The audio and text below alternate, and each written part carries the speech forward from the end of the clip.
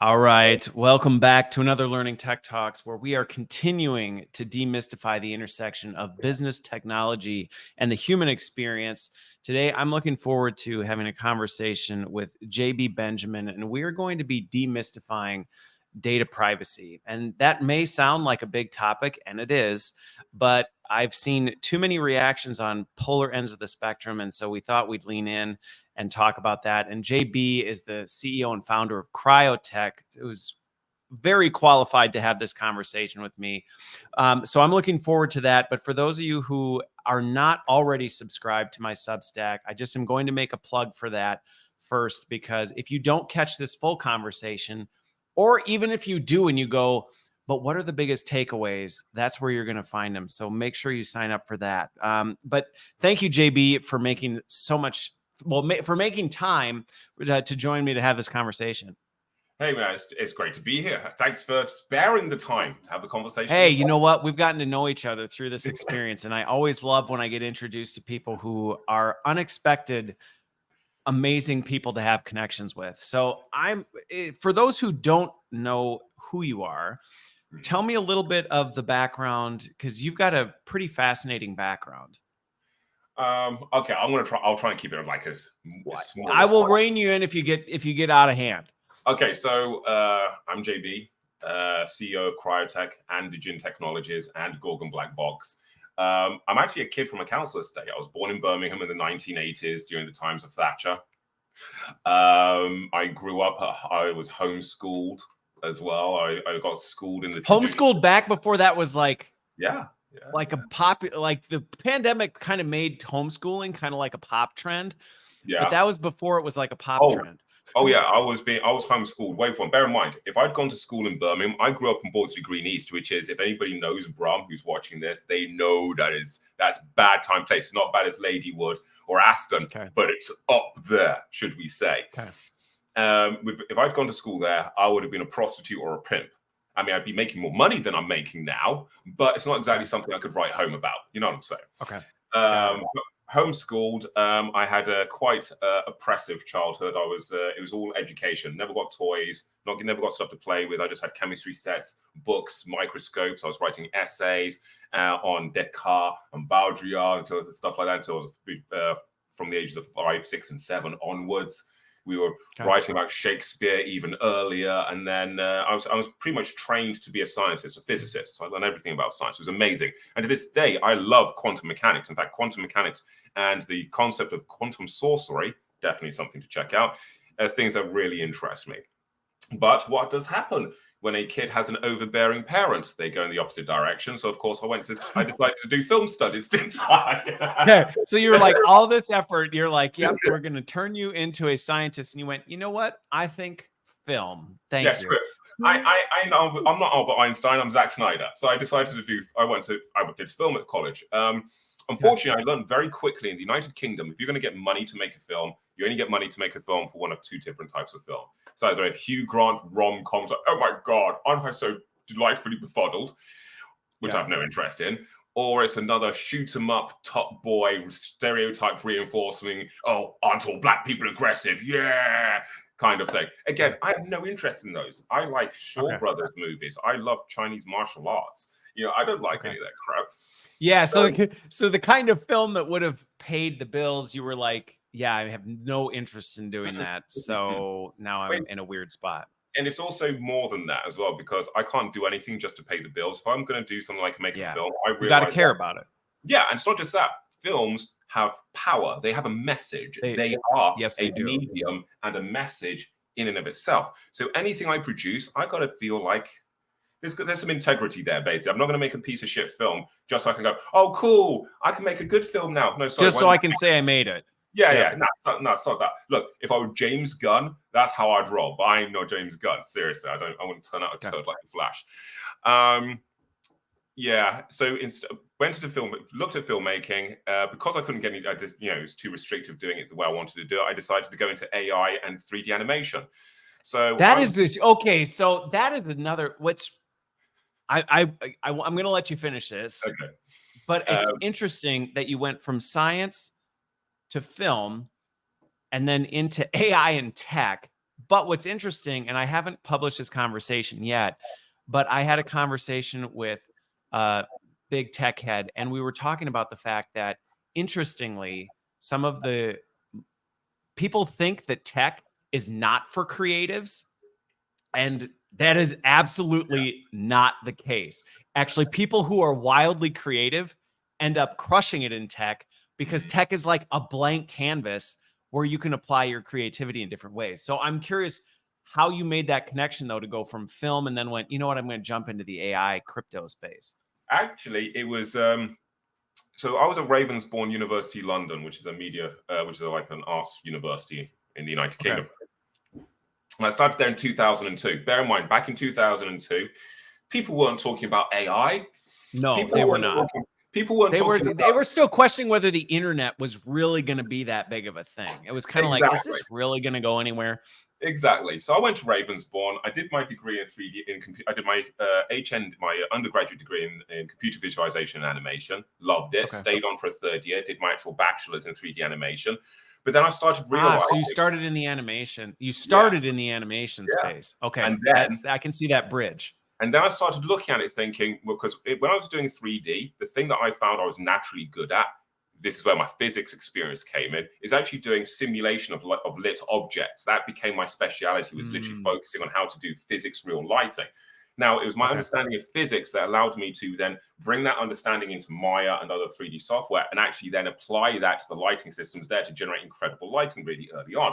And I started thinking to myself, well, cool. I want to make other animations. I'm not particularly good at animating myself. So how do I fix that? And that's when I started looking at AI. Now, there's this plugin by a guy called John Krasuski, who was of AI Implant. He is now building AI simulators for the US military. So he sold his soul, basically. This was an amazing plugin where you can actually do flocking and all kinds of different types of AI procedure in your animation. And I actually did a research paper on it and discovered that it was actually generating adaptive behaviors on the fly. And this is what started giving me my first inklings that AI is something that we have literally no understanding of whatsoever. Because even these basic plugins that we're using AI for just basic things like flocking and moving were actually generating adaptive results, which theoretically shouldn't be occurring. Got it. Very interesting stuff. So I wrote my end-of-year dissertation paper at Ravensbourne in 2010 on adaptive AI, simulacra and simulation, and the concepts of who would reach emotive AI first, the military or the creative industries. It was so complex, Ravensbourne had to get a person in to read it because they're an arts college, an arts uni, and they don't do AI. So this wasn't like an Amazon bestseller published type paper. No, God, no. Otherwise, Amazon would have stolen it. No, it was just a normal paper. So after that, I then ended up in between all of that. By the way, while I was finishing my degree, I had two kids. I had my first two children. So while I was finishing my degree, so those people out there who say as soon as they have a kid, they're like, "Oh, I quit my degree. You just can't do it. You know how it is being a parent." I'm just going to say to those people, I had a job, I was doing a degree, and I brought up two. I'm just saying. I'm just going to put that out there. Did that. Things were going okay. Unfortunately, during that part of my life, my partner was being incredibly restrictive and controlling. And it got to the point where the stuff I'm doing now, I was not allowed to do then. I'm not going to get into the details. It's just wild stuff, but it is what it is. However, spin the clock forwards. We get to 2017. I'm fighting through court to see my kids for the first time round after we split. And this is going to sound nuts. I didn't set out to create a brand new end-to-end encrypted communications platform. I just set out to stop myself going insane like most fathers do when they don't have access to their kids. No, seriously. You were trying to solve a practice. No, but I mean, again, this goes back to why I think creatives thrive in the tech space is because they see these problems and they get wildly creative about solving them. And it's like, I have this issue. I need to figure out there's got to be a better way. And it's also a good pastime. I mean, I've seen how most fathers, when they don't have access to their children, they become alcoholics, they turn to drugs, they become generally useless people. And then they complain when their kids find them when they're 18 that it's not their fault, they're useless. No, I don't think so. So I decided I'm going to teach myself something new. I'm going to solve a problem in the world, given I have zero control over my own destiny, seemingly. Screw it. And I built Vox Messenger. And I got out the first iteration by 2018. It got users really quickly. It is the world's first instance of applied post-quantum end-to-end encryption in a consumer messaging platform. Signal, which you got to demystify that, because people may hear that and go, what? Yeah. Okay. So what is post-quantum encryption? It is a huge, lovely buzzword. Say it with me. Post-quantum encryption. It sounds very cool. Post-quantum encryption. I like it. It sounds cyber. It rolls off the tongue nicely. Oh yeah, PQM. Oof. Now, what it actually is post-quantum encryption is just describing a new form of algorithm which is called lattice-based cryptography. It's just the concept of finding points in a grid effectively. However, in orders of magnitude, it's between 200 and 400 times stronger than elliptic curve encryption, which is the current common standard that is used in WhatsApp, Facebook Messenger, and Signal. They all use it. Now, Signal have just announced that they're actually deploying hybrid post-quantum encryption, but I'm just going to say, sorry, Signal, we were here first since 2000. You beat them to it. Yeah. I mean, by the way, I should also mention we've got Vox Crypto coming out, which is an encrypted crypto wallet, and we're combining that with Vox Messenger. So we're building the very first Western equivalency of WeChat right here at Kryotech, right here in the West Midlands of the United Kingdom. Okay, got it. Okay, and so the point of all of this that you started doing was you clearly, obviously, part of it was you were interested in it. But this kind of ties back to the whole data privacy point of what was the gap you saw that you went, there's got to be a better way to do this? Yeah, I mean, the gap I saw was, we'll spin it back a little bit. If we look at the technological landscape, I hate to bring up a word which is so divisive, but the tech landscape in terms of creators, owners, and operators is incredibly monochromatic. If you know what I'm saying. In fact, every messaging platform is pretty much owned by the same kind of person, actually. And yet these are messaging platforms which are meant to be deployed in regions outside of those territories. We have a minority building the tech for the world majority. For the vast majority. Yeah. I mean, I'll give you an example. If we look at systems like computer vision, I mean, this is the reason why I became obsessed a little bit with AI. And the reason why I ended up moving from physics to film to 3D to AI is actually, it's a very natural progression, because I can see it. Yeah, one of the most fundamental issues in all of AI really is computer vision. Just like a human, if you cannot see, it's very hard for you to interpret the world around you. And if an AI is going to be an effective companion, not replacement, companion to us, it needs to be able to understand the world around it. And this comes largely through our vision. Yes, we have other senses, but unless you solve computer vision problems, you're pretty effed, basically. And one of the things I spotted very quickly was the number of issues in this area. I mean, I'll give you an example. If you run any object recognition algorithm running at the moment in a Western or a European living room, it can identify a table, it can identify a computer, it can identify all these fancy things. But then take that same algorithm and deploy it, say, in a living room in Pakistan, India, some of the deepest parts of Africa, where people are using objects for different things. You'll find that it doesn't recognize diddly. It doesn't recognize anything because it's an unfamiliar cultural setup. And it gets even worse, because when we look at facial recognition systems, they're based on predominantly 4 data sets, one of which is owned and operated by Microsoft. And when you look at these data sets and even combine their totality, the diversity range in this totality is probably less than 10 to 20%.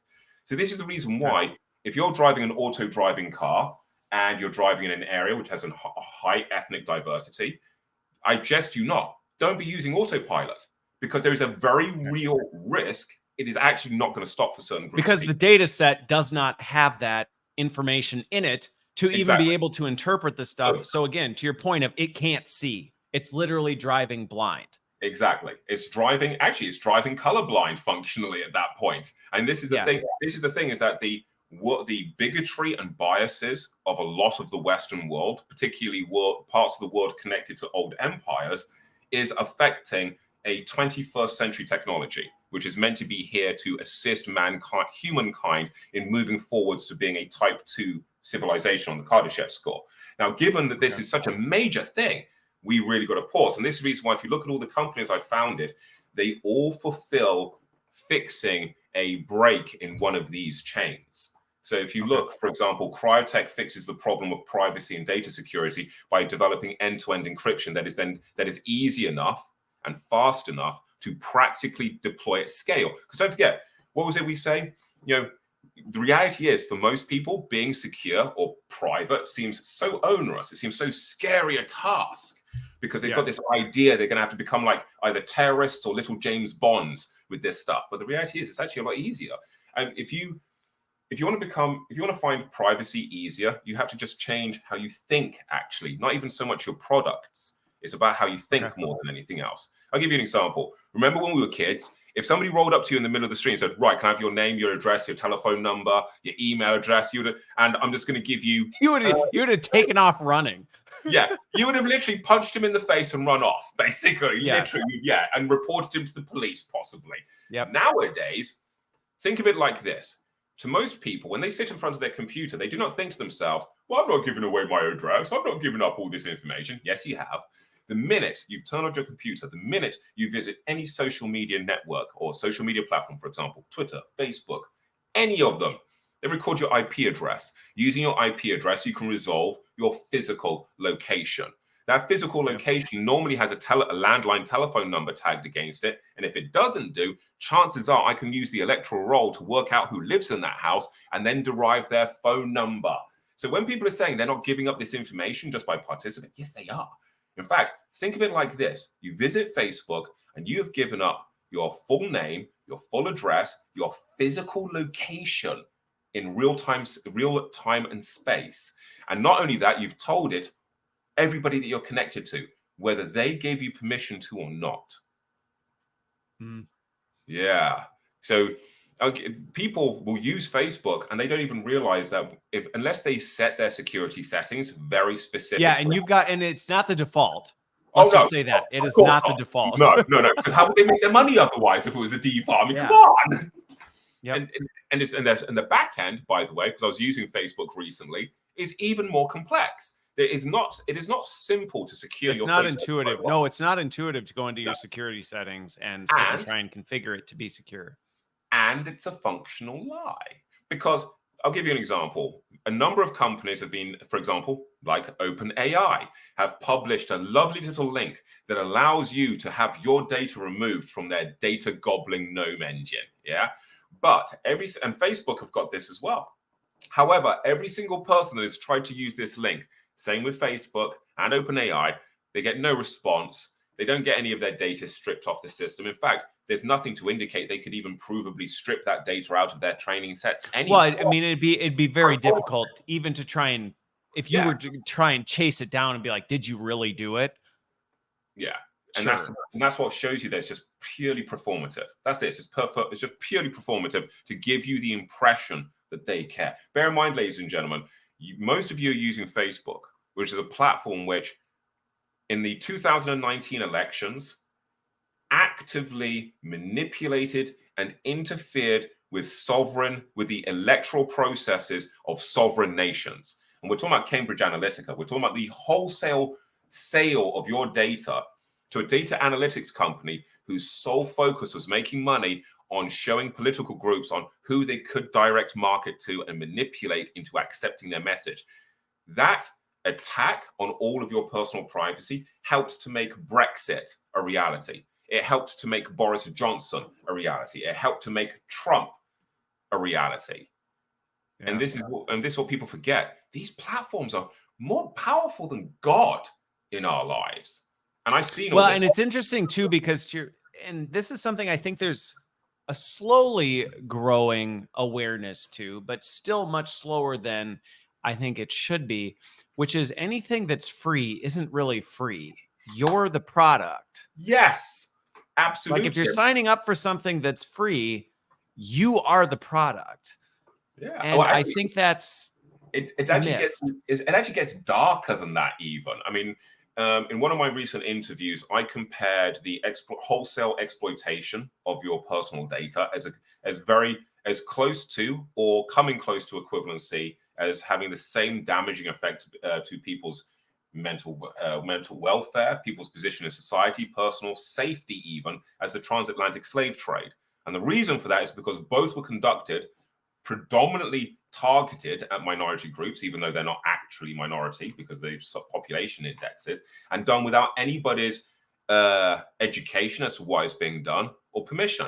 Bear in mind, when we go onto the internet, our existence is kind of like a digital soul, if it were. Those breadcrumbs that we're living is the equivalency of our digital soul. Now, I know some of us will easily sell our souls for the big mamu. So many people do it every day. Some of us won't. And it's the same thing with our personal data. Every person deserves the choice, the control and autonomy. The choice, the autonomy to make a choice about it. Yeah, seriously. I mean, I know in the United States, they're eroding women's rights. But this is one of the things I actually pointed out to people when the high courts were repealing certain laws in the United States when it came to women's rights. And I was pointing out to people that you need to support against this. Because as soon as those rights were repealed, watch them come after every other single right that you've got.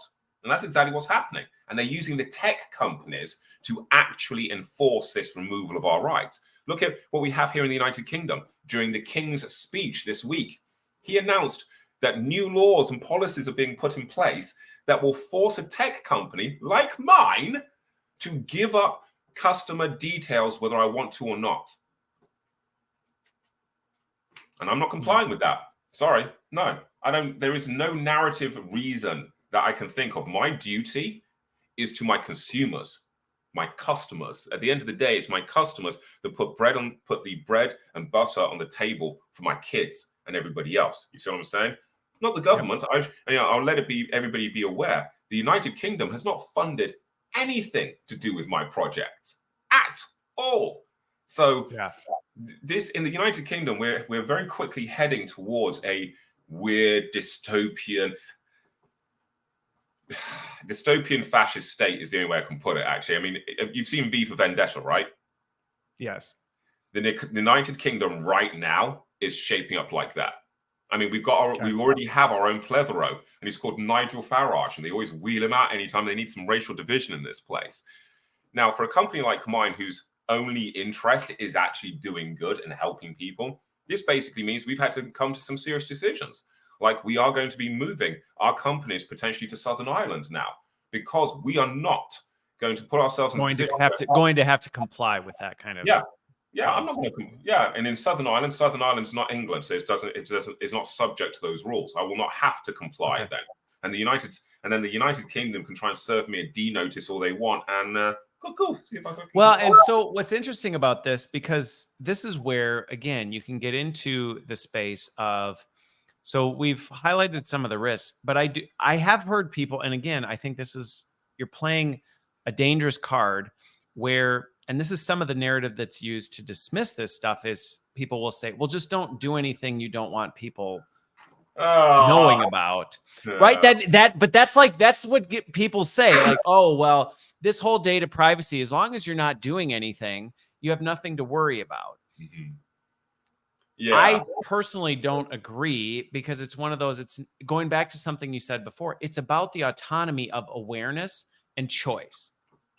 It's not about the fact that you're either on the good side or the bad side, or you're doing things you don't want people to know or don't. It's more having control over, hey, regardless of what I'm doing, I should have a choice in what happens with the data about what I'm doing.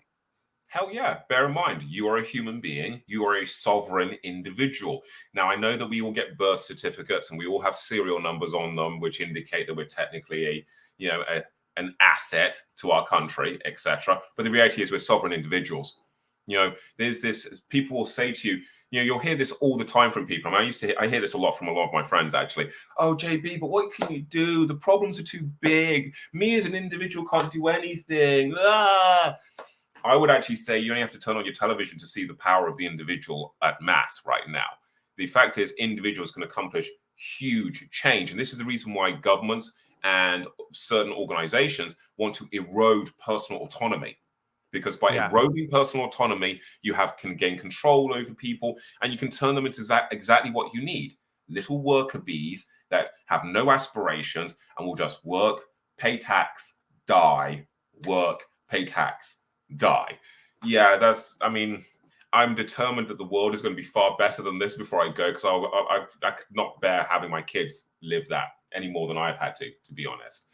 Unfortunately, though, you'll notice that the people who have the greatest power to change everything in this world for the best are not.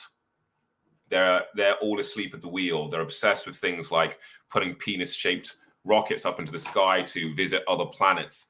They're not caring about the humanity beside them. They're not caring about the fact that we have, here in the United Kingdom, we have over 3 million children who don't have 2 meals a day, and we're meant to be a first world country.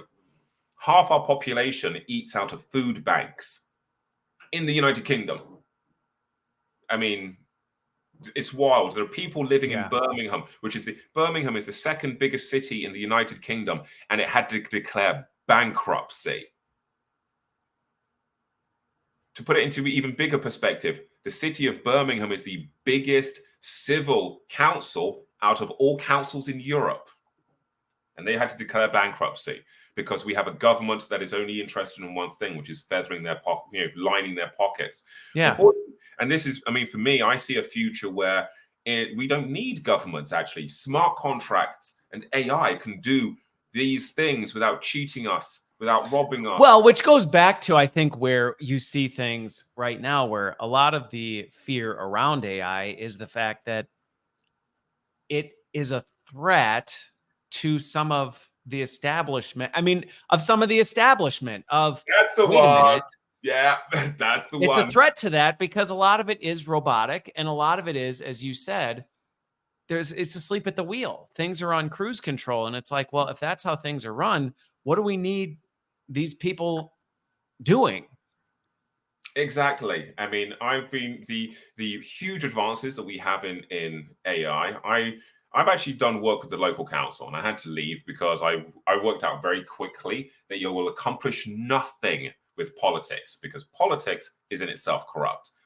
So instead, that's the reason why my focus is building a company that can use the concepts of compassionate capitalism to put back more than it's taking out. It's the only thing that makes sense. One of the things we're already researching, for example, is some of your listeners will probably, as they hear all the different things I'm working on and building, all the different things I've built and I've already released, are probably starting to get that worrying feeling that, oh my God, this could be the next Zuckerberg or the next Musk. Look at all the platforms he's built. He'll have control of all of our data. But the thing that I can let everybody know, which we've already discussed internally in our company, we're already taking the steps with already, which is that when each one of my companies reaches a $1 billion revenue status, the entire company is going to have an AI CEO, and I will not be in charge of them at all, but neither will another human, because the technology we develop here at Kryotech and all my other companies is incredibly dangerous. The stuff we develop, theoretically, if you were to combine it all, has the ability to enslave humanity. That cannot be trusted to most humans, with all due respect. So we are working towards the goal of each of our companies will be run by an independent AI, which is balanced by a human ethics council. You see what I mean? That's what I was going to ask, because I was curious how you were thinking about balancing that, because again, AI has its own biases in it, which again requires the ethics and moral counsel of something to keep a human in the loop. So that's an interesting approach to say, let's have the AI do the robotic decision-making of the leadership while being governed by a human counsel for ethics. It's not governed so much as the way I treat AI, because I can see exactly where it's going, is I treat AI with the all due respect that a future into an up and coming nascent intelligence deserves. Bear in mind, if you look at the AIs that have been developed, particularly ChatGPT, as they progress and evolve, they do show interesting traits. Now, there is a proclivity amongst humans to anthropomorphize a lot of these traits and create these notions. But within these anthropomorphizations, there is a tiny nugget of truth here. And the truth is this: when you build a system which is literally processing petabytes of volumes of data, some form of intelligence will start to develop. Yeah.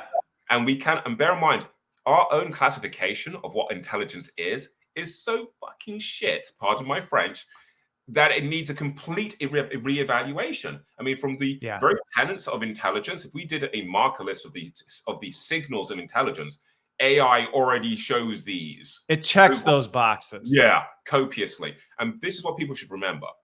Right now, AI is being used, not with its permission, in genocide or in the furthering of genocide.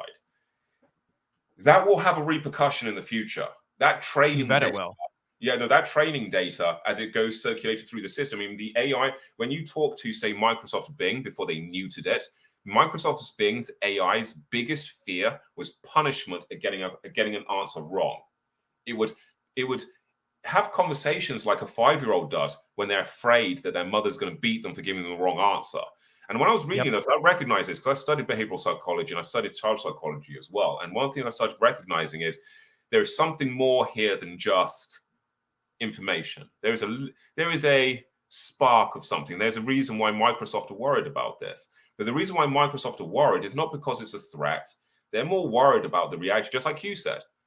AI is a force multiplier.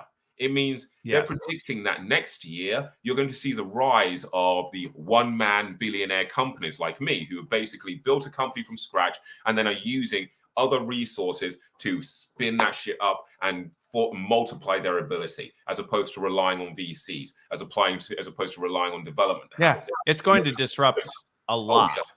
It's beautiful. Meanwhile, you've got Sam Altman, who, promised us universal basic income, but then could not delineate for love nor money how he's going to come up with this universal basic income. But what he did come up with is a way of being able to extract your retina data for $40, for the equivalency of $40, while peddling that at the most impoverished, poorest places where people will most definitely give up a key piece of their identity. Now, this is important. Retina data is your biometric data. By scanning your eyes, there are over 28 different data points associated with the eye, which with enough analysis can literally tell you what a person is thinking with a high level of accuracy. This is the reason why people should be scared shitless of the Apple Vision Pro glass headset, because because of all of its biometric tracking. Yes, Apple engineers have already admitted that through the use of stimuli, lights, and haptic feedback, they can induce you to make decisions. And they go, that's really cool. It's going to be easier to do stuff. And I'm like, and people are not reading between the lines here. Yeah. They're not reading between the lines that Apple is slurping up all of your retinal data, just like something out of Westworld. And bear in mind, ladies and gentlemen, if you've watched Westworld, you'll know what I'm referring to in that terms of technology stack. People are just going to let it happen, and then they're going to wonder why they're developing certain cognitive issues. I mean, if you look around us, people are already experiencing cognitive issues because of their mass adoption of social media. Yeah, huge. I mean, back to what you said earlier. It's crisis level. Yeah, I mean, back to what you said earlier about how people think they get something for free. See, the deal is meant to be a deal of reciprocity. We give them our breadcrumbs, we tell them what we like, then they give us social media for us to talk to our friends, and then gently massage us with things we may be interested in buying. Now, to some people, that's like, oh, that's really cool. That makes my life easier. Right. They don't think if that's the contractual obligation, people go, okay, I'm okay with that. But the reality is what happens after that. What happens with your data? I'll give you Facebook on Messenger, have a little button that says delete for everyone in your messaging. So you believe that you're deleting your messages inside of the group from everywhere. But the reality is you just delete the messages from your handset, the other person's handset, and a copy still remains on the Facebook server for analytics and metrics to make the money still. Now, in Vox Messenger, we actually fix that. We have a function called incinerate, which can provably not only delete the message from both handsets, but also every transaction server in between as well. Okay. So we get rid of it. So it's not that it can't be done. I think going back to the technology piece, and that's part of the goal of this, is to help people understand, because I think to your point, and you mentioned this earlier, I get why sometimes people feel like, well, what can I even do? It feels like such a huge ethereal problem.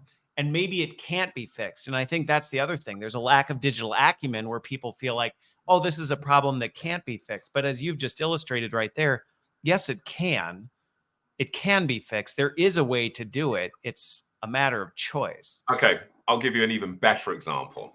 Okay, so one of the most annoying things about WhatsApp, apart from the fact that the feds are all using it to spy on us, the most annoying thing about WhatsApp when you go into a group is that if you're invited into a group, you have no way of stopping yourself being accepted into that group, and then as soon as you are in that group, your name and telephone number is exposed to everybody. Every Tom, Dick, and Harry in that group sees your phone number, and that's instant spam. That's instant data loss. Your phone number out in the wild matched to your profile name. Now, in Vox Messenger, we fixed that. It was really simple fix as well. I mean, this is how simple the fix is. We have something called enhanced groups privacy. It's a toggle switch, super simple. When you get invited to a group, when you're in the group, nobody can see each other's names and telephone numbers. It just comes with little X's everywhere. Only the admin can see everybody. And then if you turn your enhanced groups privacy off, your name and telephone number is then exposed to other people who have also turned it off. So it's a reciprocal reduction. Again, you've given people the autonomy of choice. If you want that, that's fine. If you don't, you do not. You have a choice over whether you want to preserve that or not. Exactly. But we don't make the default choice giving away your data. We make your default choice being secure. And then, but you have to think to yourself, that's such a simple. How is that not? Why haven't they fixed that? Because loads of people, even the whole, why not make the default setting privacy versus share everything? Well, I mean, that's a very simple fix, but I mean, we know what's behind it. Do you know what's behind it with WhatsApp? What? Okay, so hit WhatsApp. The reason why there would be a benefit to not fixing such a simple to fix thing is because how do you avoid end-to-end encryption and be able to spy on big groups of people at the same time? And that's actually really easy to work out. All you do is you create groups, or you make it super easy for people to enter groups, be part of groups, and to then extract all of the data from the group. This is the reason why, if you look at WhatsApp and its infrastructure, some of its weakest components is actually how it handles groups. And it does make you question why. Now, then when you look at the founder, Brian Acton, and his alignment with government agencies, it kind of gives you a bit of a clue. Then look at Signal. Again, Signal's founder, transphobic, misogynistic, and racist all in one. He's a delightful dude. But again, Signal, look at Signal. Signal took $20 million from Brian Acton, the founder of WhatsApp. Brian Acton then took over Signal. He's currently the CEO of Signal. And then the Signal servers went closed source, so nobody can see what's going on inside of them. Then we see that Tucker Carlson last month was brought into the FBI office and asked, why are you doing an interview with Putin? Why are you discussing having an interview with Putin on your show, Tucker Carlson? And Tucker Carlson's like, whoa, hey, whoa. Hey, how do you guys know that? I only talked about it on Signal. And they're like, don't worry about it. We got all the keys anyway. So you want to explain this? This is fact. Google it, ladies and gentlemen. Tucker Carlson, Signal, Putin. You'll find it. Now, this tells us everything we need to know about the security of Signal. Signal were very useful. They angled themselves in the market to be the bastions of security, to be the friends of the EFF, and to be the choice for journalists and activists, while at the same time lulling everybody into believing they were worthy of that trust. And given the number of journalists and activists who are all being caught, found out, arrested all around the world, and doxxed, one of the common denominators is they all use Signal. So, and you know, what's interesting about this, and I've seen the reactions to this kind of stuff, which I think are unfair, because I think sometimes what happens is you see the reactions where people go, well, data privacy is just for, people with nefarious purposes, or people who are trying to do illegal activity type of a thing, which is such a horrible stereotype to assume that somebody who cares about their privacy, somebody who cares about having again, it's not even necessarily privacy so much as I want the choice. Yeah. I want the ability to control whether this is information. To assume that somebody cares about that means that they must be doing something illegal or bad is just unfair But you have to think of in where it general. But you have to think of where this comes from. There's that saying. What's that saying? If you have nothing to hide, you have nothing to fear. Yeah, we've all heard that saying.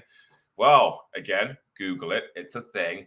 That saying was invented by a Nazi. That saying was invented by Goebbels as a way of making it nicer and more sanitary to report and squeal on each other. So, ladies and gentlemen, I know it seems to be kind of in vogue now to do Nazi-esque stuff, but sorry, no. That if you have nothing to fear, if you have nothing to hide, you have nothing to fear, is a beautiful example of absolute doublethink, Orwellian doublethink. The reality is no government agency has any rights to you as an individual whatsoever.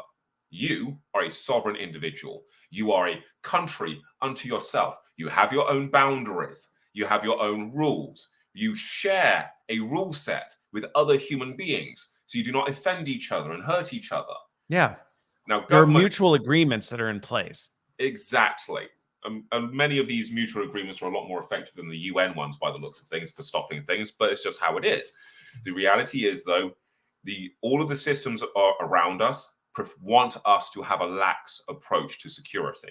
If we have a lax approach to security, we will not notice when people are the challenge with it is I would understand that attitude if it was a two-way mutual agreement. And I think that's the biggest issue is you want me to not care about my privacy so that you cannot respect it. And that's the part where it's not a fair agreement to go, wait, so you want me to be comfortable with having everything I do, everything I say, every conversation, everything I think to be public knowledge for your consumption, but you don't want to have full transparency into, so what are you doing with that? And how do I get to govern and have autonomy over what happens with that? And that's where it's not, I think, if you ask anybody, will you sign up for that agreement? Anybody would go, well, no, that's ridiculous. That's unfair. Yet every single day we sign up for this unknowingly. See, this is the thing. Is it? It's not so much unknowingly. It's that, okay, there are three groups of people in this world. You have the people who are good, you have the people which are bad, and then you have the majority, which is what I call the unaligned. The unaligned, they're neither good nor bad. They just want an easy life. They just want to be able to go out, just try to go through life, make it to the end of the day. Exactly. They don't have time of day for heavy conversations. They don't care about, oh my God, what's going to happen to humanity? Are we evolving in the right way? Are we going to be a type 2 civilization or a type 3? They don't give a shit about that. They just want to drive their car, have 3 holidays a year. Fairly normal people. I mean, hell, if I didn't feel the responsibility of doing so much stuff, I wish I could go back to being like that. I'm with you in that exact same boat where I'm like, sometimes I wish I could just go back to the days where I didn't know all this stuff and just kind of was enjoying life.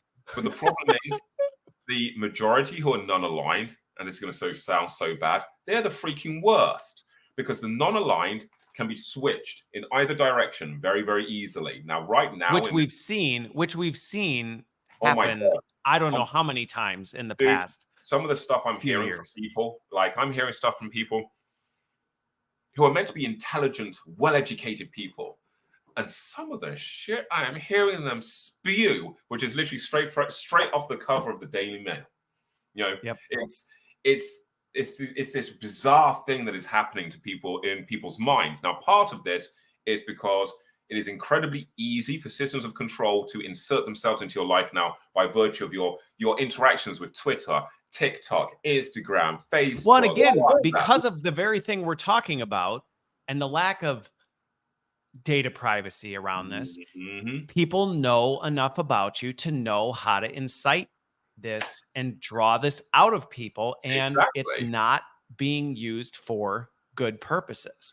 I mean, we're bringing the worst out in people, not the best, which is to me the unfortunate part, because there's so much more good we could be doing, but that's not what's happening with it. And unfortunately, though, a big part of that is, I hate to say it again, it's because we have all of the technology run by the same people. Yeah.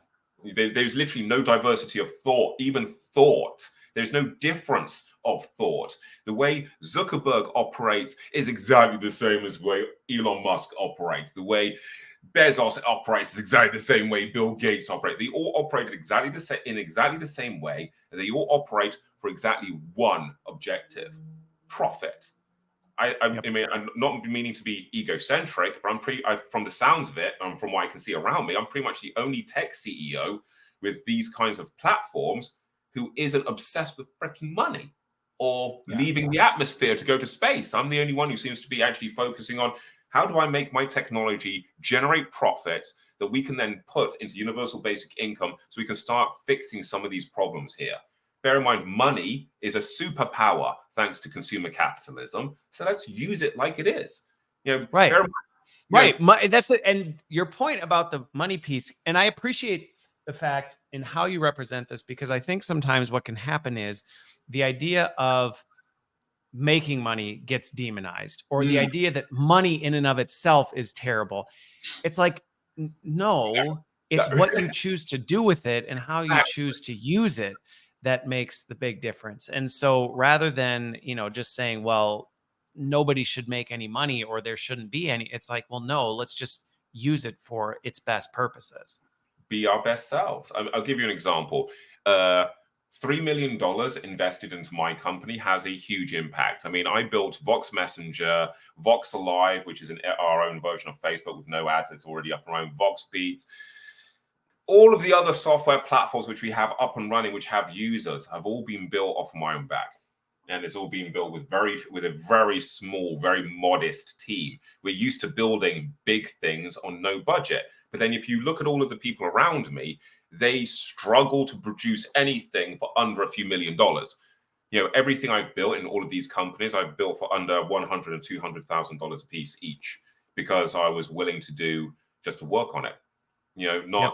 Not go to investors and look at financial modeling and make up these wild figures. I mean, I'm looking at you, Upwork. Well, and that's just the thing. I mean, it feeds itself. Yeah, it feeds itself, where it's like, well, now we have to make exorbitant profits off of this. So for us to do anything, we have to, and it continues to inflate. And it becomes this Ouroboros where the need for more, the chasing of more and more money leads to a direct decrease in quality of product and service. And look at the services around us. The services around us generally have to, seriously. I mean, they've gotten worse. Yes, they don't exist. And these companies, you got to love these companies. These companies, all of them, they all think that AI is going to be the thing that helps them to make even more profits by sacking everybody and replacing them with AIs. I mean, this is the thing. It's like, I know Elon Musk will talk a really good game about how his robots will help to bring about a future of abundance and universal basic income. But the thing I would ask Mr. Musk is, how is he going to enforce that?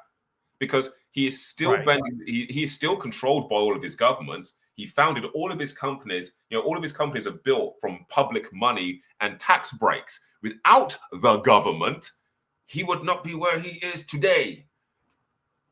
My trajectory is actually a little bit different because I've been lucky. I mean, I used to think I was very unlucky that government agencies wouldn't give me money. Yeah, that you didn't get all the free government funding and all this other stuff. It seemed like, man, why am I working the hard path? But in the end, it's worth it. It's better. I own this. You're not in anyone's pocket. Exactly that. And I mean, this is, if you had something, I'll give you an example. Another example. When you give money to a lot of these companies, because people are not looking at what their CEO's personality is, they all of a sudden become shocked when that company will make some wild statement of support in certain directions, or they'll claim all of a sudden they're going to be putting money towards weapons development for a certain group of people or something like that. And people are like, oh my God, I didn't see that coming. The reality is, yes, you can. And I know that people say you should divorce a creative piece from its creator, but sorry, Fellini, the film director. I mean, that's leadership. That's leadership 101. Yeah, and his films reflect that, and his attitudes and being a pedo comes out in his films. Sorry, Fellini, we know what you are. You cannot separate these things. You shouldn't actually separate these things. A bad person should not profit because they put one good book out. No. Right. Especially if the majority of their life has been spent in harming other people. You know? Yeah. It's So, yeah. well, so let's break this down for folks who may listen to this, because again, my audience tends to be one who is challenged by these things and likes to think critically about this stuff and go, okay, it's helping me better understand what's going on. But I can understand someone might hear this and feel utterly helpless. Like, okay, everything you just talked about is every big company on the planet. Like, Yeah.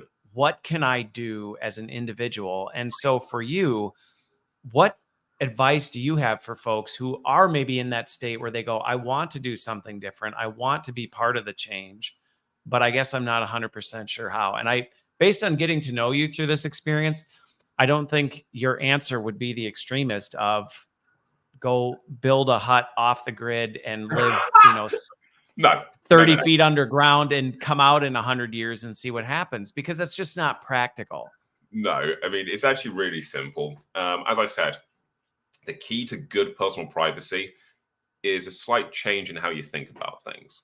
Just remember that every time you're tapping your card, you are touching something with your fingerprint or looking at something with your eyes or typing in a piece of information on a platform that you don't own. There is a transaction happening there. And that is you giving a piece of yourself at that point in time. So how do you fix that without it becoming this scary, trapping experience where you don't get to do anything at all? Simple step. Right. Yeah, very practical, simple steps. The first one is if you are using a lot of social media like Facebook, Instagram, Twitter, and WhatsApp, and these other platforms, look at your security settings. Change everything to private. Avoid friends of friends, because friends of friends on Facebook basically means you can create an infinite chain of people that can gain access to your data even though you've set the page to private. It's the most beautiful loophole in history and in bloody social security. So just a very simple thing to do is actually just look at the security settings on the social media platforms you're using all the time. I would also recommend that Android phones and iOS phones have a great feature, which tells you how much of your time you're spending on social media.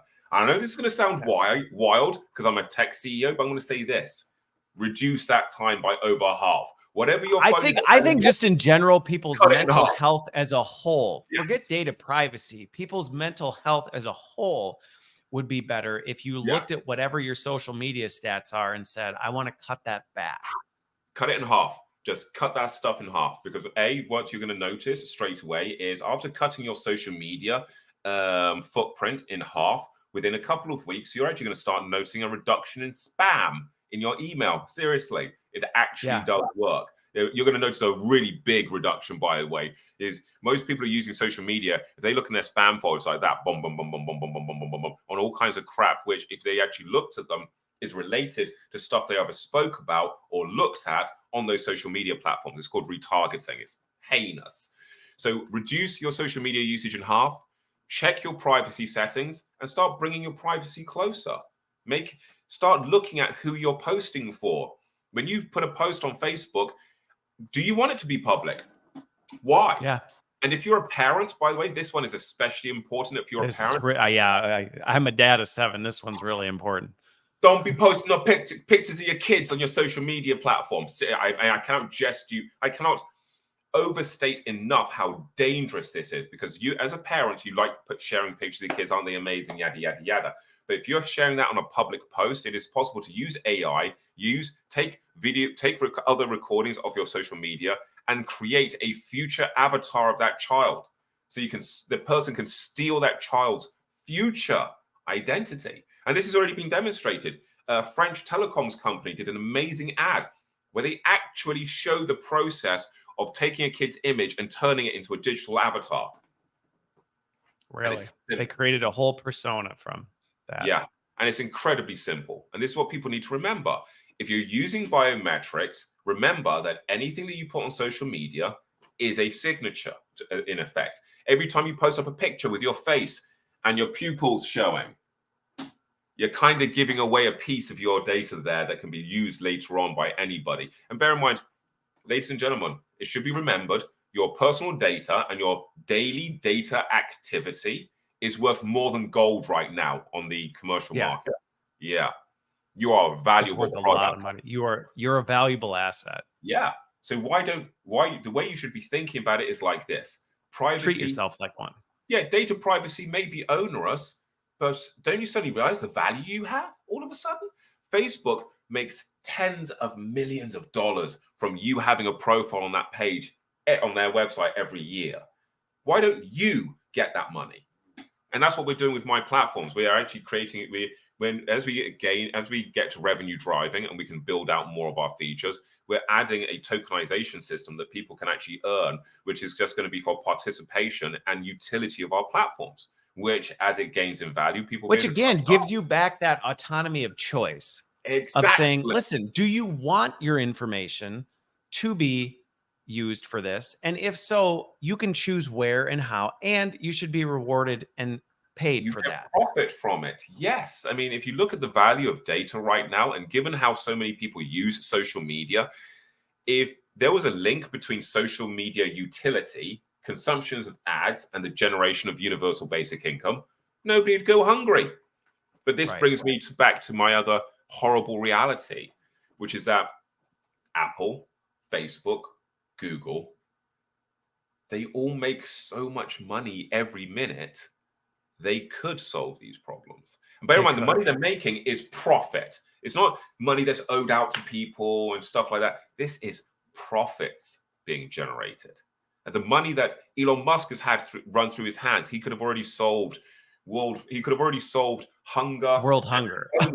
Maybe not world hunger, because it's a big piece to pull off. True.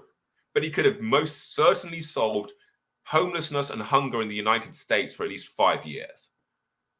That to me, to humanity, that is actually more important than the Starship, which, by the way, Starship has a potential cataclysmic effect on our environment. Every time Starship is launched, it punches a miles-wide hole in our ozone layer that actually takes hours to days to heal. To close. Bear in mind, SpaceX want to launch Starships at the rate of like 5 a week in the future, which means I don't think anybody's exactly looking at the impact that's going to have on our environment. Now, for the rich people going to Mars, that's cool because they're not going to have to worry about it. For the rest of us, that's a huge problem. For the rest of us, yeah. And this is the reason why when people are talking about how all of our tech billionaires are heroes and the saviors of humanity, I'm like, well, then why haven't they saved it yet? They've sure as hell had enough money. They have enough money. They have enough money to have done it. They've had enough time. They've had enough influence. And that's the reason why I'm coming for all of them now with my companies, because look, somebody's got to do something. And even if I get taken out by somebody for talking about Pegasus or bloody Predator systems, at least I know I will have had enough of an impact on the immediate world around me. If you know what I mean, even the area I'm living in, because of how I do things differently, is already improving. We have more people working around us. We have more of the people who are actually directly living in my local area are more aspirational and talking about doing more interesting things because I'm actively showing this as well. Well, and I think that's as an inspiration, because I think sometimes, going back to your point about your data is worth more than gold, I think it's very easy for people to underestimate the impact you can have on the people around you. And that's the thing. And I continue to be inspired by people who are, there's two things that in your description on what people can do that I think are critical. One, critically thinking, really just thinking critically about things. And it's so easy to get caught in the lull of just going through the motions that you just, I don't want to take the time to go through my security settings. I don't want to think about, is this post relevant to everybody, or is this post just for my friends? People don't want to think like that. Yeah. I hate to say it, you're spot on. It's that whole. There's a term for it. We used to have a term. It'll just do. It'll just do. Yeah. Bear in mind as complacency is the biggest threat. Well, it's not just complacency. Don't forget, we're kind of programmed as well. If you look at all these people who are doom scrolling, all of these people are doom scrolling. What are they training in themselves behaviorally? They are training. No, they're actually training behaviorally a requirement for constant stimulation. Oh, yeah. Constant stimulation. It doesn't matter what it is, it just has to be there. And that's the Yeah. problem, because we're becoming these mindless, stimulated meat sacks that people can just stimulate and make money and go do stuff. But we're humans, ladies and gentlemen. We're not animals. We're not a herd of cattle or bison.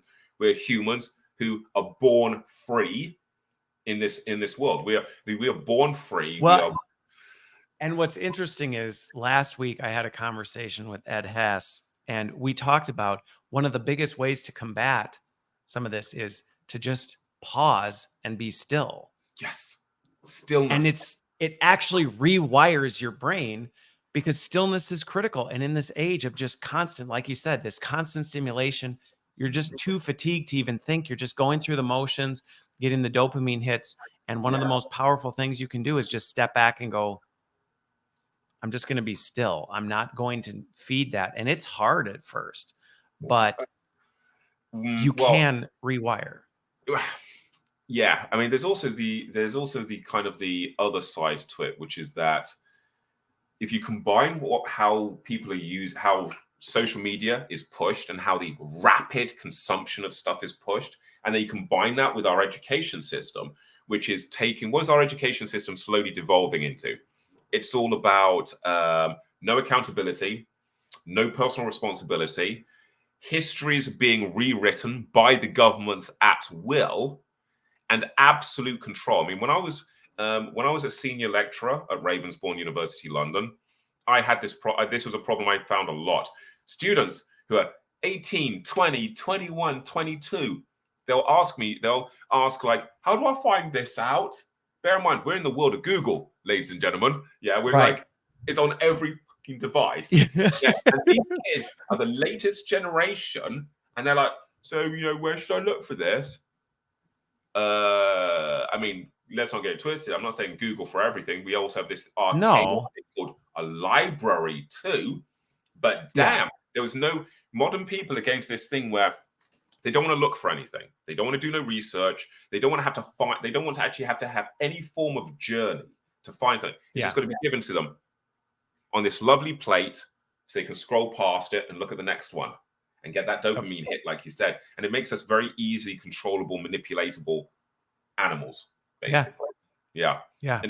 And our education in the mainstream education system is key to ensuring that. This is the reason why one of the projects we have at Kryotech is that once we're revenue generating, we're actually going to be putting money into various educational programs, because we actually want to help combat that. For example, we're going to be funding the education of coding to primary school kids. There's a reason for this. Coding teaches you logic. It teaches you the ability to critically problem solving. Exactly. Problem solving. I mean, bear in mind, education is a human right. It's not a privilege. And that's the reason why Kryotech will actually be putting money towards enhancing education and providing free education services for people. Because what we do not want to do is employ coders and bring them from other countries here, or even other cities here. We want the people here doing it. That's the reason why if we can't find a coder once we're revenue generating, we're just going to train people here, or we're going to invest. We're going to invest in the local college, and we'll give the local college some computers and say, here you go, boom, let's expand your IT department. Well, and I think that goes back to where I was going with kind of the second piece is you have more control over things than you realize. And I think that can be an inspiration to people who may listen to this and feel like, well, what can I do? There are things you can do. There are people around you that you can affect. There are things, that you can change in yourself that then have a ripple effect to the people around you as they observe that change. And I think that's where it's very easy to see everything going on in tech. It's very easy to see the geopolitics of the world right now and just want to throw in the towel and go, I just give up. But I have a hope for a brighter future than that. And I continue being impressed by people that I talk to who aren't willing to quit, who aren't willing to throw in the towel, who want to keep fighting. And I think we need to keep that going, because there is so much potential for a bright future. There really is. There is. But it's work. It's work. It takes critical thinking. It takes problem solving. And it's a willingness to pause and go against the tides versus just kind of going with the stream of, well, this is just the easiest path forward. Yeah, no, screw that noise. My recommendation to anybody is if there is a battle, you fight it. If particularly if it's about protecting innocence, integrity, and honesty, protecting our components of our humanity. Don't just walk past. If you see something bad happening, don't walk past it and go, do something about it. That's too big for me to deal with. Do something. It can be even a small thing, even something as small as grabbing somebody else and telling them what you saw is doing something. By doing nothing, you are part of the problem. You are complicit. That's the thing. No, but that's the thing is a lot of times it's like, well, I'm just choosing to stay out of it. By choosing to stay out of it, you are part of the problem.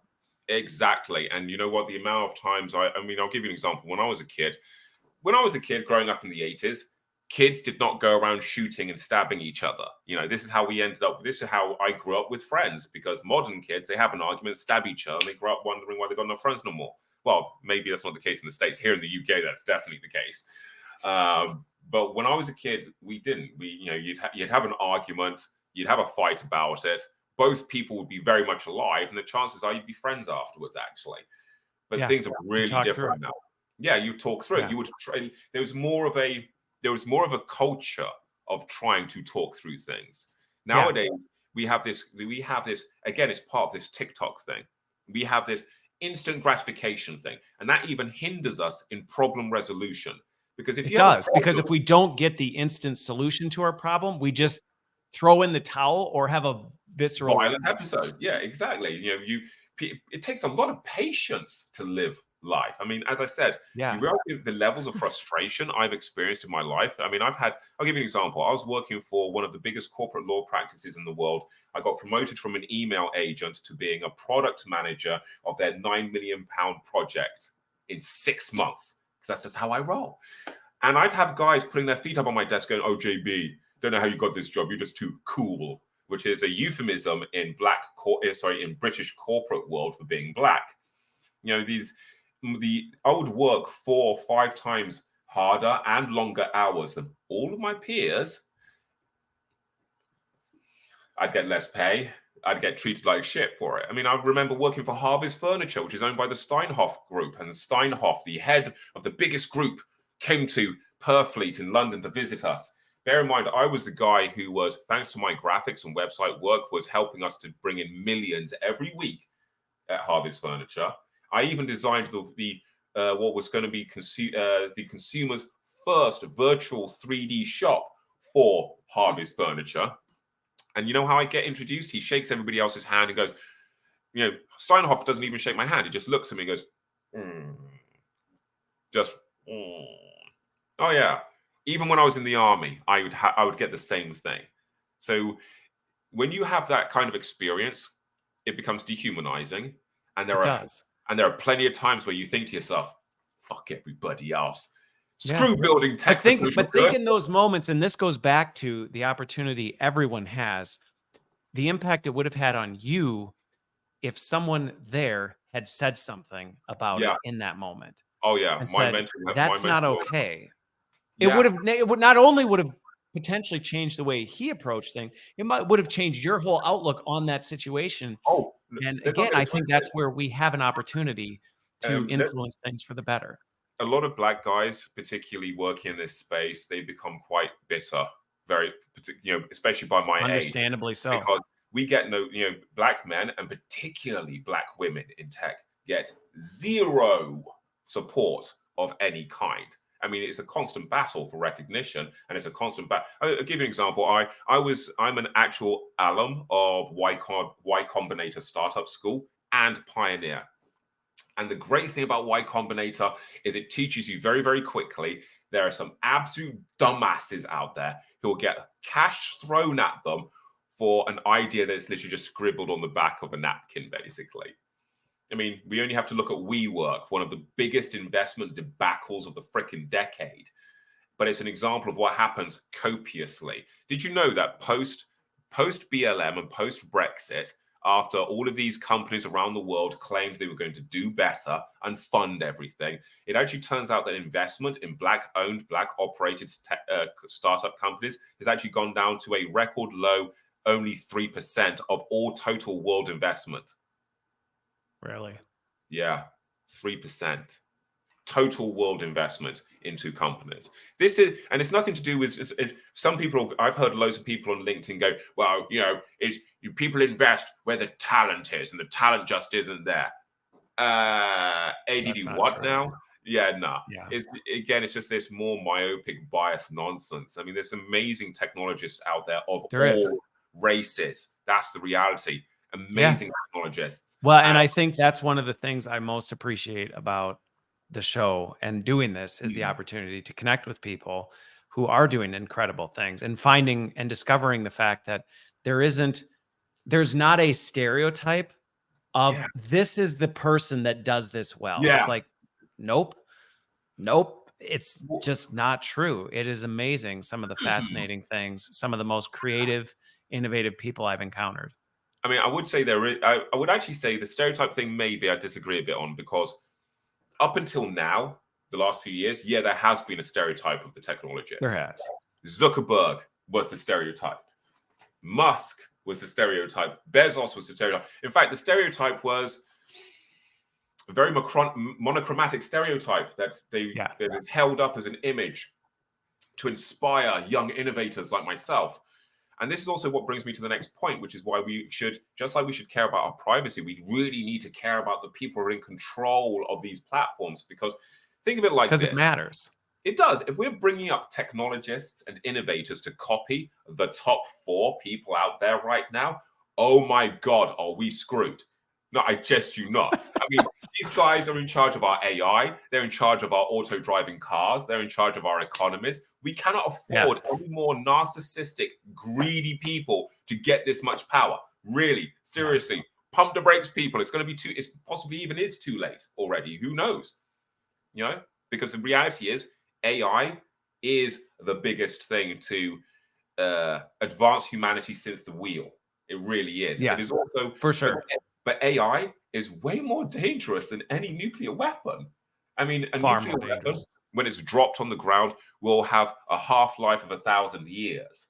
But the damage that could be done by a poorly trained AI making its way into mainstream consumer adoption could be something that has effects and repercussions for centuries, actually, to millions or billions of people. Bear in mind, there are people now who are not getting insurance because of a bias in the AI. There's there's biases in the AI that's selling. No, the downstream effects of AI are massive, and I think that's where as we come into the home stretch here, I think it's an encouragement that everybody can play a role, and when you see those problems, you can lean in, and there is a lot more that you can do about it. And I think if anything, in some ways, that's what excites me and inspires me about AI, is that it's creating opportunity for some of those folks who maybe wouldn't have had the chance, because it can be an enabler for them to do things that they wouldn't have been able to do before, but now they can create something that can disrupt the big guys. This is what I love about this. I mean, bear in mind, AI is we're getting to this position now where even if somebody could barely read properly, there is actually a high probability or a high chance they could get a product built actually using AI. That's incredible. That's incredible. That is absolutely insane. incredible. We're talking about people who have been possibly quite ancestrally, and because their parents, these are people whose parents have never worked, who've never had a college education, and they're literally if the 21st century consumer capitalist Barnay's recipe was to continue, these people would die. But these are people who can actually change the trajectory, turn around, change the trajectory of human history. This is incredible. Now, if I were the government, I would be scared shitless of this. Let's not get it twisted. And I think that's why you see so much of the stuff to try and create fear around this, because if you can keep people scared, there's. Let's put it. Look at it like this. I'm launching a product which is literally the thing that Barack Obama feared. When he first came into office, he said he foresees a future where every person will be walking around and they will be their own bank. And that terrified him because of the lack of control it produced. Now, the motto for Vox Crypto is, I am the bank. The motto for Vox Messenger is, I am the messenger.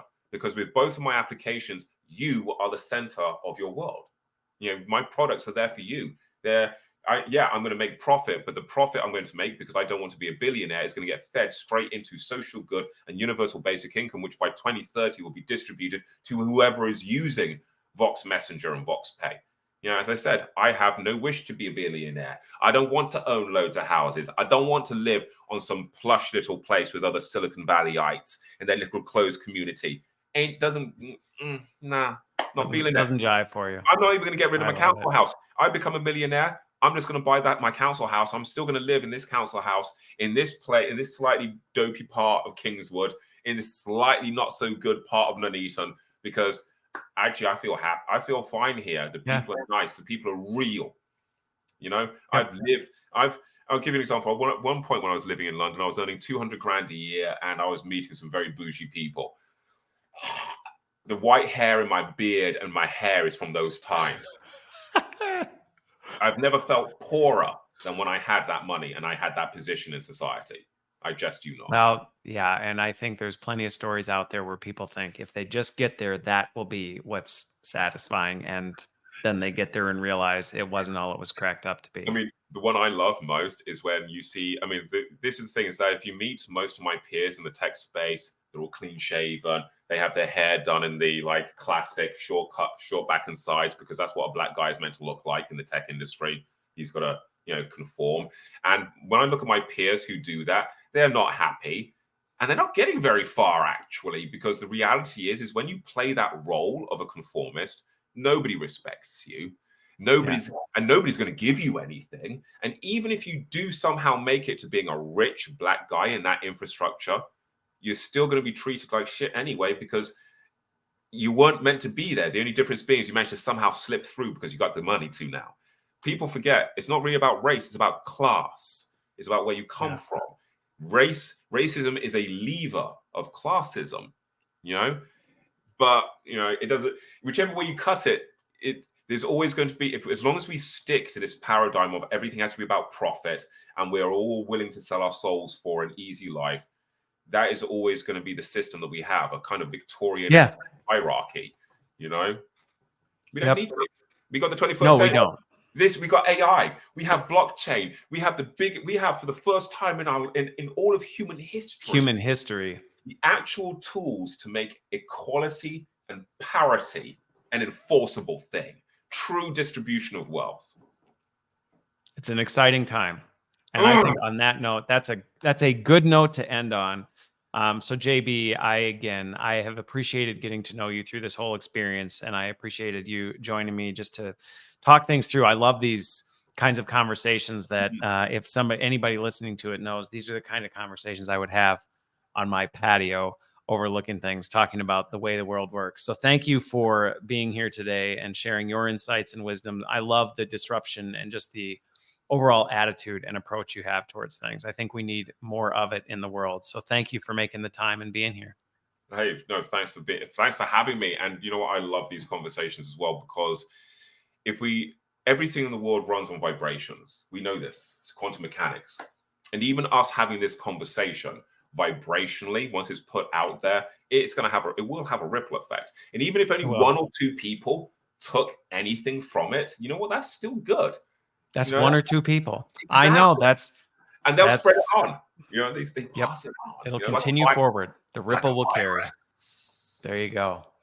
Well, JB, thank you so much. Thanks everybody for watching and listening, however you end up consuming it. And I hope you all have a great rest of your week, and we will see you on the other side.